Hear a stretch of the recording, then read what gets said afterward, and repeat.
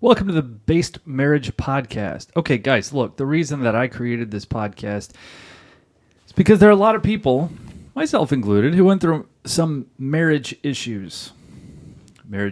Just, not fighting well, not doing well in taking care of different problems in the house. Golly, just poor conflict resolution type stuff, okay? And if you go online, TikTok, YouTube, whatever, that's where a lot of people go to get help with these things. And it seemed like every single resource on TikTok, YouTube, every personality just said, divorce them. You don't need that in your life. Just cut them out. And I said, that is not a valid option. For one, I'm a Christian man. I'm a Catholic. Divorce is just not an option. For two, everyone that I've seen who has gotten divorced, golly, it's just a whole breakdown of the family. Even when the kids say, it really was best for my parents to get divorced. For one, I don't believe it. It just sounds like a cope. And when they say it really was best, that kid usually has a pretty bad opinion of the parent they don't live with. Kids don't have a sense of objectivity. They're not able to see clearly. So basically, it's whichever parent poisons the other parent or poisons the kid against the parent is the one that the one who does the poisoning is the one that the kid ends up siding with until the kid moves out. And if they can back up and take a look at things objectively, they kind of see, wait a minute, that story wasn't quite right. Anyways, whatever. I was not interested in divorce. I'm not interested in divorce. I've been against a divorce. My wife and I both have been against divorce since before we said I do. Divorce is not an option, but there just are not very many, if any, resources out there that tell you specifically what to do and how to get through it. And all the Catholic resources just say, golly, I can't talk today. I'm like skipping syllables all over the place. All the Catholic resources just say, love your wives as Christ loves the church. And then you ask, what does that specifically mean? And so many men, so many priests just point to the cross or they stick their arms out like this. And so that means basically what myself and many other men interpreted that to mean was just die to yourself. When she is cruel to you, when she reviles you, you just stand there and take it like Christ is being scourged at the pillar, or like Christ is being crucified on the cross. That is not the answer. It's not the answer. What you're saying there is that she's committing the sin of crucifying you, and you're just going to stand there. Your job is to stand there and take it, and eventually that will convert her heart. That will change her heart. You standing there and taking it is going to convert her to be a gentlewoman. Give me a shovel. No, it doesn't work that way. So I created this podcast so that I could try to give you very specific tips of how to help people. Now, how do I know how to help people? Well, I got a master's in counseling in 2017. Yeah, 2017. I graduated with a master's in counseling, and I earned, you don't really earn a license, but I got a license in professional counseling. And now I'm doing independent consulting. There we go, slipping over syllables again. Independent consulting. I work with people. I work with couples. I work with individuals. I work primarily with husbands to fix their marriages. So I get to kind of run a little laboratory. Okay, look, there's a whole big body of work out there that says, here are things to do. And there are new advances, we'll call them advances, in relationships. What was his name? Oh, it used to be up there on my marker board. But South African guy, Australian guy, Richard Grannon, who is a psychologist. He did a very fantastic series of videos about spousal abuse, or he had one, it was called This Is Abuse, and it was about covert narcissism, vulnerable narcissism. He's had a number of videos about female covert narcissism, talks about it as though it is, he says specifically that it is an epidemic, that female covert narcissism is an epidemic. And many times his answer was, you not only go gray rock, but you go no contact, which in a married situation means you divorce them and you do not have contact beyond what is necessary for, say, like custody exchanges. And if I am incorrectly summarizing Richard Granon's work, please correct me, because I would hate to misquote him or misreference him. Anyways, yes, so that's why this exists, because I've found a lot of what works. If you don't believe in divorce, golly, talk about a tongue-tie problem today. Well, I recorded a video a couple of days ago about participating in your own abuse. This is specifically talking with men. So this podcast is not for men and women to be applied equally. Men and women are different. They were created for different things. This is it's like I'm making a podcast for people who own Ford F-150s. This is not for people who own Cessna airplanes, single-engine airplanes, to use for learning how to fix and operate their airplanes. It's for Ford F-150 drivers for maintenance issues. So that's basically the difference between men and women. So I make this podcast for men, generally. Every once in a while I'll do one for women, or I'll have my wife on and she'll talk about a woman's perspective. No, she'll talk about her perspective and what might be helpful to women, and we kind of flesh that out. But this podcast is for men in learning how to fix their relationships. So when women pipe in, or when those girly men pipe in and say, well, what about for women? Or how about women? Or, well, should a woman do that too? The answer is no.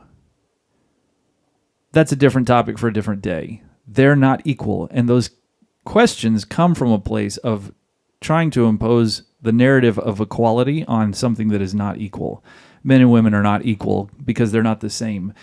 You cannot have two things that are different that are equal. 1,000 silver coins and 1 gold coin, they are not equal. They might have the same value in relation to the dollar, but it's going to weigh a lot more to carry silver coins than a gold coin. They're not equal. They're not, because they're not the same. They're equal in one measure. Men and women are equal in that they both have skin and livers, but they're not equal in capacity, in design,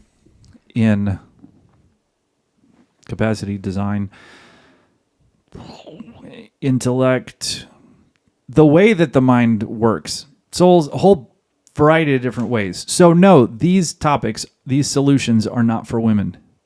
These are for men. We could talk about women another day. You could send me a nice comment or a nice message, and I would be more than happy to answer that question. So if you'd like to ask those questions, I would be more than happy to answer them, because yes, I do have a lot of answers for women and how to deal with difficult men, because there are a lot of difficult men, and I work on helping those difficult men also change internally, change themselves. But this podcast is for men and how to change a relationship, how to change yourself, how to change her. They tell us in grad school, you can't change anyone except for yourself. Well, that's not entirely true. We have behavioral psychology, and I can teach men how to use that in order to help their women so that they can have a healthier relationship. It's not manipulation. It's not exploitation if you're doing it for the person's own good. It's manipulation or exploitation if you're trying to get somebody to do something that they don't want to do and that's not good for them. That's the difference. Intention and result. Anyways, why do I work primarily with men for this? Because men naturally have the gift of authority. They might not use it particularly well, but when they're not using it, when they're really bad at it, everybody notices. That's how you know that they naturally have authority. When the wife sees that the husband is lacking in a strength of authority, she has contempt for him. When she's dominant over him, she has contempt for him because he's poor at exercising his authority, or he's not doing it at all. When he's exercising it well, when he's exercising it properly, in a healthy manner, everyone notices. There's peace in the home. She has respect for him. Now, a lot of women will go, yeah, you have to do authority correctly before I will respect you. That's messed up. It's messed up. I will behave well when you behave well. No, that's called a lack of integrity. You behave well because it's right and good. Because you have respect for yourself. Not because someone else treated you well first. That's transactional. That's lame. That's awful. That's stupid. You have no integrity of yourself if you're only going to behave kindly, behave with respect because other people treated you with respect first. That's backwards. That's piggish, brutish. Anyways, so I work with men to try to help them fix their relationships because they don't believe in divorce or they want to avoid divorce. One of the reasons that women divorce men that I have seen in my little laboratory is they have contempt for their men, but that contempt comes because he's essentially a simp. Oftentimes, he gives up his friendships. When they're dating, he gives up hanging out with his friends to spend more time with her. Because when he spends time without her, she complains, she whines, she fusses. She makes him feel bad about spending time away from her. So he gives up his friends. And then he's always apologizing for everything. Because I ask them, I say, how often do you apologize for things? And they go, oh gosh, all the time. I'm always apologizing. Women have contempt for men who are always apologizing. Because it's too easy. It's like she can blame him and he just takes it and he says, I'm sorry, I'm sorry, I'm sorry, I'm sorry. What do I have to do to love you? It's like Gilbert Blythe in the Anne of Green Gables movies. Did you ever see those movies, the Anne of Green Gables movies? We're a homeschool family, so my daughter has seen them. She borrowed them from her friends. We watched it all together as a family. Gilbert Blythe, I'm sorry. Because like 6 years ago, he called her carrots because she had red hair. Anne in that movie had red hair, and so he called her carrots, and she held a grudge for 6 years, and he just kept standing around with his hands in his pockets and his elbows straight and going, I'm sorry. I'm sorry for teasing you about your hair. Don't be mad at me for keeps. I'm just sorry you had to share with me. I'm very sorry for your loss. Luke, I'm sorry I ever said anything about your hair. You have no idea how sorry. Listen, Anne, I'm sorry. Will you let me walk you back? I'm sorry about last week. I only wanted to show you how much I care. I'm sorry. Golly, what a simp. I paused the movie at that and said, kids, sons, don't do this. Don't act like this guy. And my daughter, who's a redhead, I said, don't hold a grudge on a guy like this, and definitely don't date one like this who's just going to apologize for 6 years going, I'm sorry. Please, that guy's pitiful. And that movie was a fairy tale. It's not real life. But the men who are apologizing all the time, I'm sorry. You are not doing any favors to yourself or to your relationship, to your marriage. Look, women have a scoreboard in their heads. They don't realize that this is what's happening, but this is what's happening. They have a scoreboard in their minds. If you apologize after a fight, then the women go, he apologized first, therefore, he's the problem. He's the cause. He started the problem. Really wounded women, really. There are exceptions to that. There are some healthy women who will say, well, I'm sorry too. And they actually know how to let it go. They're not keeping a scoreboard. These are called unicorns. There might be one or two of those in the Western Hemisphere. But many, many, many, many, many women, a very large majority of women in the Western world operate this way. If you have a fight, let's say you came home from work and you just went, I'm just tired. And she was doing something that was annoying you. And you said, I'm sorry, will you just please stop? I can't do that right now. And then she blows up. Oh, yeah? Well, do you know how much I tolerate of you and I don't say anything? Blah, blah, blah, blah. And just blows up like that. That's not okay. That's really dysfunctional and chaotic. That doesn't need to be happening. And it blows up into a big fight between the two of you because you took the bait. Basically, she wanted to fight. You said something that was negative about her conduct. And a lot of women, many women, cannot handle that at all.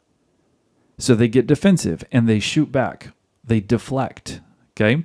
So you lodged a complaint. Could you please not do that right now? I'm just really tired, and will you please just not do that right now? She feels the sting because she doesn't like that. And so she turns around and points at you rather than saying, yes, I'm sorry, I apologize. Or saying, oh my goodness, you had a rough day today. Tell me about it. And empathizing with you, she takes offense to it and she deflects back onto him. Oh yeah, well, do you know all the things that you do? So she just changed the subject. Then it blows up into a fight. And then at the end of the fight, after the two of you have yelled and screamed, at least many of us men, I've talked to a lot of men, many of us men were told, if you ever have a fight, find something to apologize for. So sometimes we apologize for stupid stuff like, I'm sorry that I was not as sensitive to your needs as I should have been.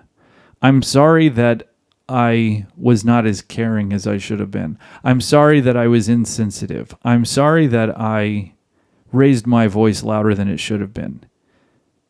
Guys, come on. We got to quit doing that. That was bad advice. I received that bad advice. You received that bad advice. Find something to apologize for? Here's why. Women have a scoreboard in their minds. When they deflect, like when you lodge that complaint, hey, can we not do that right now? I'm exhausted. I can't handle that right now. Will you please not do whatever is annoying? When she deflects, she's now picking a fight.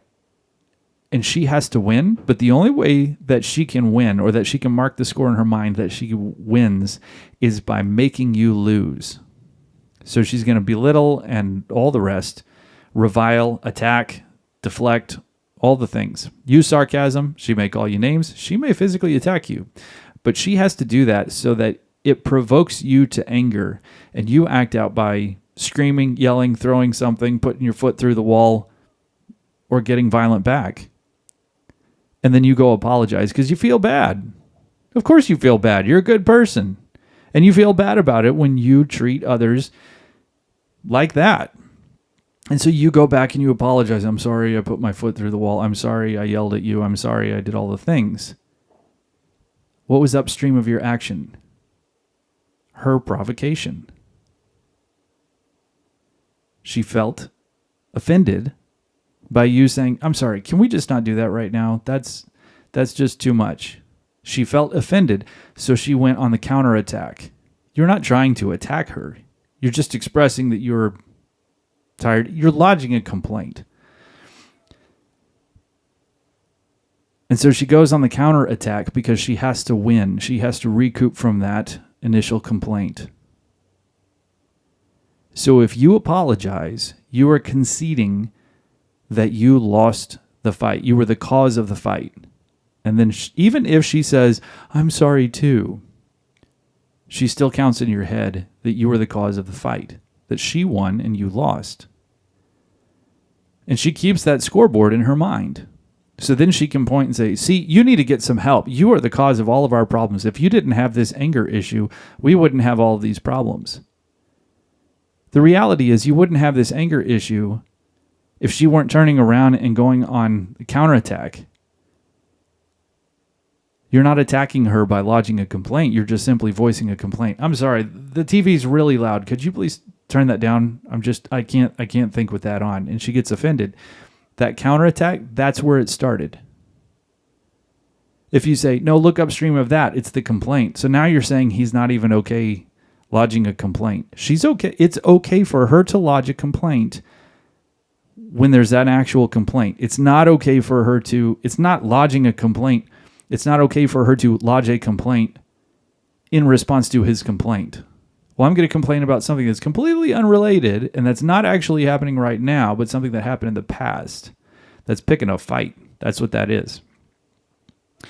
So, what I have found works for a huge number of men, which turns into something in helping the marriage, is when those fights happen that she provokes you to anger, don't apologize afterwards. Do you know why? Because she can't count that she won if you don't apologize.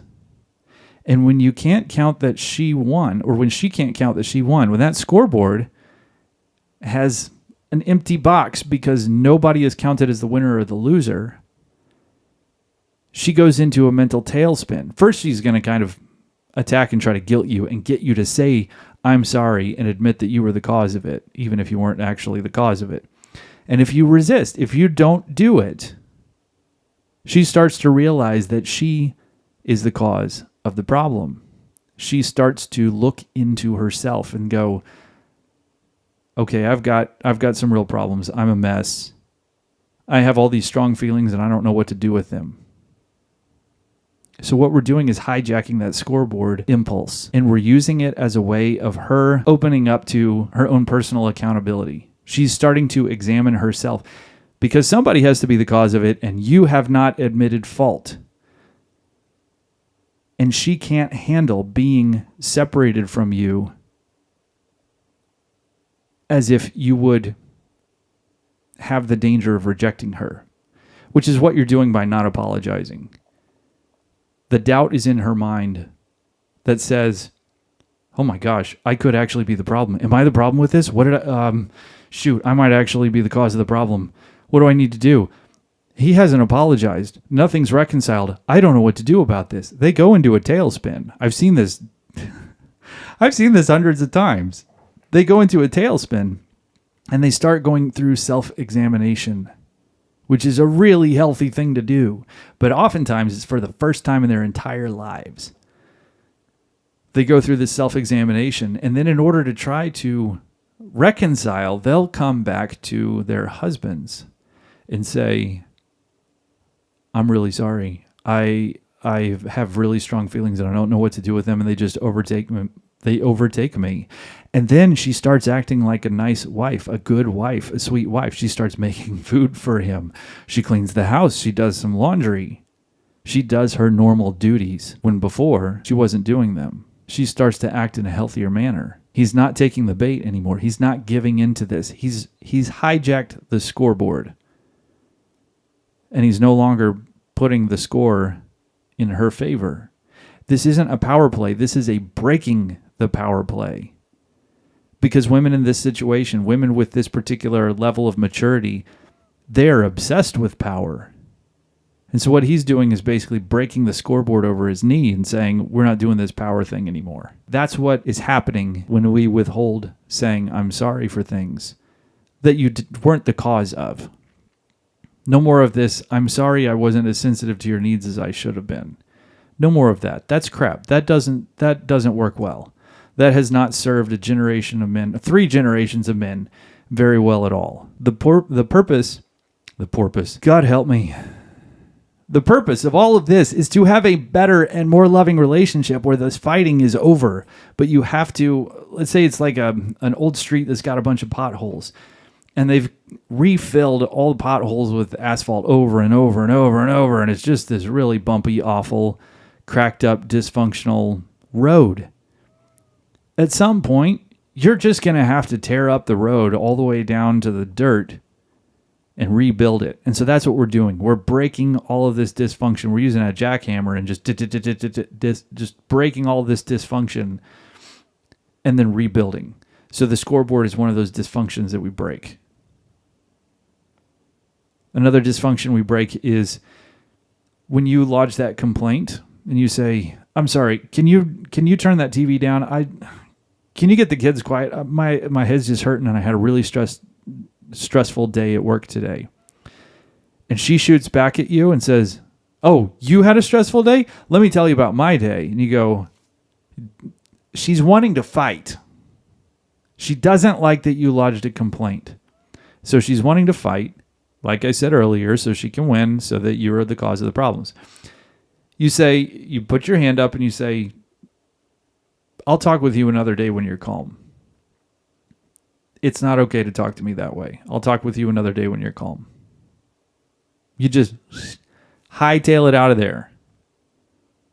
It's not running away because you're a coward. It's I'm not stepping on that battlefield. Have you ever seen Braveheart? You know, there's that scene where William Wallace and his men go and soak the English soldiers' side of the battlefield with oil before the English get there. They soak it with oil.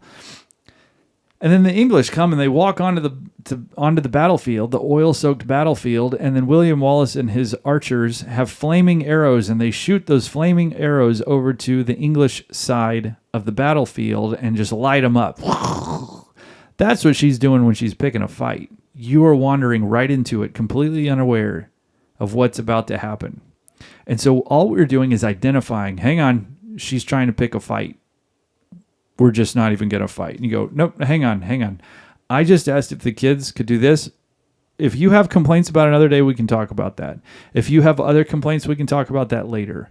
We're not doing that now. Oh, so it's okay for you to talk about yours, but not me talk about mine. Your answer is yes, that's exactly it. I lodged a complaint. We can talk about that, but we can talk about yours at another day. The importance of another day is because if you say, I'll talk about it with you when you're calm, many wives just go, okay, I'm calm. No, they're not. Get me a shovel. That's a load of nonsense. You can't get calm in one deep breath, one namaste. You can't do that in one breath. It's a lie. And when the husbands indulge in that and go, oh, okay, she is calm. He goes, okay, well, great. Boom! She lights him up again. It's a trap. It's a trap. Get an axe. What was that? Army of Darkness. Anyhow, it's a trap. That's why you say, I'll talk with you another day when you're calm. You go to sleep. You get up the next day. Hey, it's another day. There's a long period of time that has elapsed, and you've been able to sleep on it. So you say, we can talk about that another day when you're calm. Oh, calm? You want to see calm? Yeah, it's not okay for you to talk to me that way. The sarcasm, the attacks, that's not okay to talk to me that way. Oh, but you can talk to me that way? Don't answer that question. It's not okay for you to talk to me that way. You're trying to bait me into a fight. I'll talk with you another day when you're calm. She's going to hit you with all those questions. Do not answer them. I'll talk with you another day when you're calm. I'll talk with you another day when you're calm. I will talk with you another day when you're calm. It's not okay for you to talk to me that way. Another good line is, you would never talk to your boss that way. Whoever told you that it was okay to talk to your husband that way? The husband's more important than your boss, but you think it's okay to talk to your husband that way? Who taught you that? It's not okay to talk to me that way. When she's pissed, you don't want a back and forth. You want to shut it down and get out of there. By get out of there, I just mean out of the situation. Maybe it's you move to a different room. Maybe it's you just say, it's not okay to talk to me that way. I'll talk with you another day when you're calm. And she gets irritated and she goes off to the bedroom and you just sit there and eat your dinner. Let her be angry. It is okay that she is angry and that you're not. And it's okay that she's angry and you're angry. And you're not fixing it in that moment. It's okay to do that. One of the big issues that people have is they believe that they're supposed to be the same as their spouse. Like they're supposed to have the same emotional experience in that particular moment as their spouse. And if they don't, that's a scary thing. They don't understand that they are emotional individuals. I am an emotional individual from my wife. My wife is a emotional individual separate from me. But it would scare her if she was upset and I wasn't. It would scare her if she was angry and I wasn't. It would scare her if she were frustrated and I were happy. Because we're not the same on the emotional level at that particular moment. That's okay. It's okay for you and your wife. You are emotional individuals. You are different. You have a different experience of life. You have a different experience of the same events. You can both be watching a movie. You can both be living life, the death of a friend or a family member. You can experience those things differently in different ways. She can be distraught about something and you can go, yep, it's just one of those things that happens. Hey, you want to go get a hamburger? That's okay. Now, oftentimes we're ridiculed for that. Do I want to go get a hamburger? The neighbor just died. Yeah, but what are we going to do about it? I'm hungry. We need to eat. We get ridiculed for having a different experience of emotions than women do. But it's precisely because they have that immature belief that we're supposed to be experiencing the same thing at the same time. And we're not. So this is something that many men have to explain to their wives. Many men don't even understand that that's what's happening. But it is very helpful to explain that to your wife. You are an emotional individual, and I am an emotional individual. And we are going to have sometimes the same, but very often we're going to have different emotional experiences of the same events. And some days you'll be happy, and I won't. And other days I'll be happy, and you won't. And that's perfectly okay. And some things will make you upset that don't make me upset. And that's okay. There's significant areas of maturity that many people never achieved. And so this is one of those, that we're emotional individuals. Another level of maturity that many people never reached was the idea that I have my own emotional capacity, an emotional backpack. I can carry this much emotional weight in my backpack, and it's only my emotional weight that I can handle. And my wife has her emotional weight that she can handle. But many women believe that if they have emotional baggage, that the husband is supposed to carry it, which means she dumps all the problems and she works on making him fix it. It's his job to fix her feelings. That's not true, and it doesn't work. He can't handle both his feelings and fixing her feelings at the same time. He doesn't have that capacity. She needs to carry her own emotional backpack, and he needs to carry his own emotional backpack. Now, you can commiserate. So when one of you is having a hard time, let's say you're on the backpacking trip, you each have your own backpack, and she's got that stupid curling iron or the hair dryer in the backpack, and it's poking her in the kidneys, and she's saying, "It is so hard carrying this backpack. I can't carry this. This is such a heavy backpack, and this curling iron's hitting me right in the kidneys. It's terrible." He can't carry his backpack in her backpack, but he can say, "Yeah, that is pretty rough. That's got to be a really difficult thing, really painful. It is really hard carrying that backpack. I agree. Fair enough. Those are really hard points. You make good points, but they're very difficult. Yeah, it's very difficult to understand. It's really difficult to handle. Fair enough. But you don't carry the backpack for her. You don't fix it.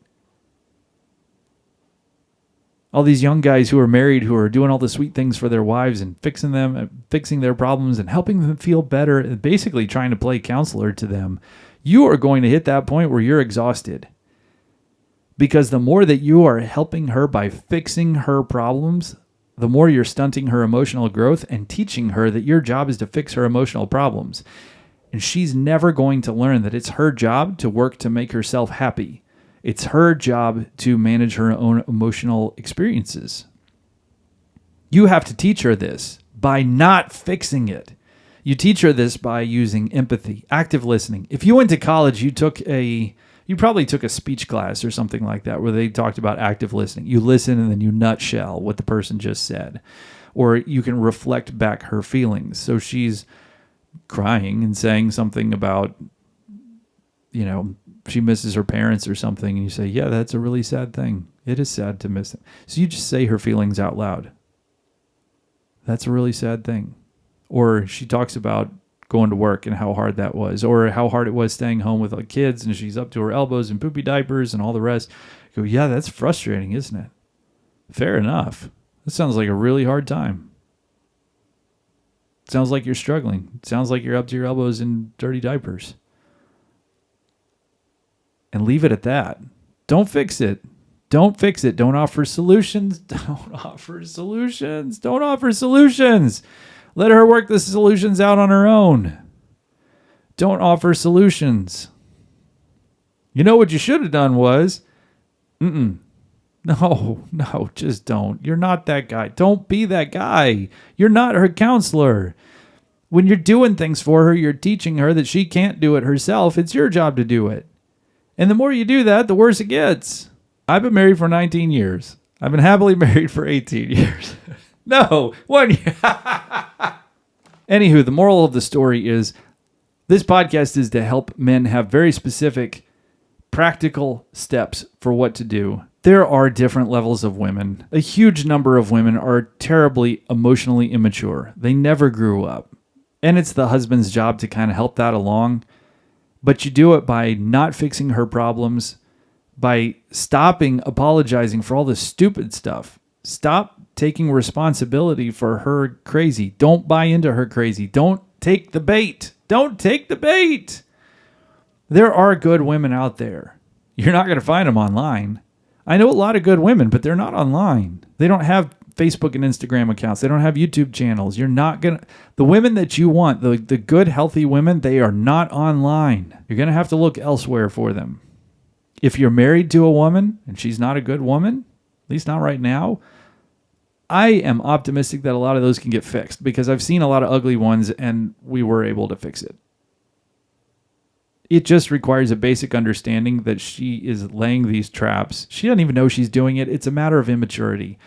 Yes, it could be classified as covert narcissism, but so much of it is just behavioral training. And you can train that behavior right out of them pretty quickly if you follow the steps. If you keep taking the bait, you're just beating yourself up. But there's a part of you that has this, if I do this for you, will you love me? Dynamic. That's not helpful to you at all. That's got to get fixed. If I give this to you, if I buy you a $70,000 car, will you finally love me? If I buy you that big expensive piece of jewelry, will you finally love me? That's a really selfish gift. It's not really that much of a gift. You're buying affection. Yes, even from your own wife. If I can help you get over that hump, so you're not doing those stupid things over and over again that are killing you and destroying your marriage and making your kids miserable and they have to listen to mom and dad fighting all the time. If we can fix you, we can fix your marriage pretty easily. That stuff, it works so much faster than you would think.